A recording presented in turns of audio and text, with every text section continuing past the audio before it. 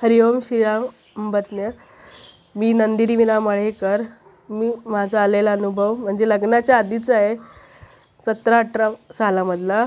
माझे बाबा खूप आजारी असायचे.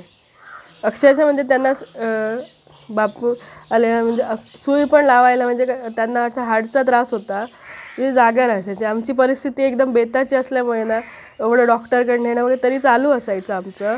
एकदा त्यांची अशी परिस्थिती आली की त्यांना सुई पण लावता येत नव्हती. डॉक्टर बोलले ह्यांना काही लावू शकत नाही, तर ब्लडच अंगात नाही, त्यांना काय लावणार आम्ही, सुई पण लावू शकत नाही, अजिबात काही करू शकत नाही. मग तसे ते बोलले तुम्ही घरी जा, इकडे ठेवून काय करणार, 2-3 हजार रुपये तुमचं बिल होईल.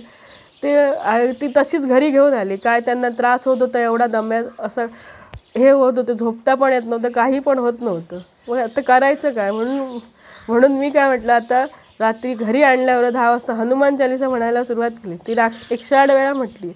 सकाळी उठून बघते, डॉक्टरकडे घेऊन गेले आई, तर त्यांचं ब्लड जशाच्या तसं होतं.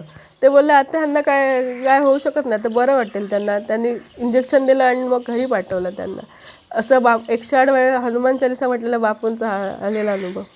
हरिओम श्रीराम अंबज्ञ.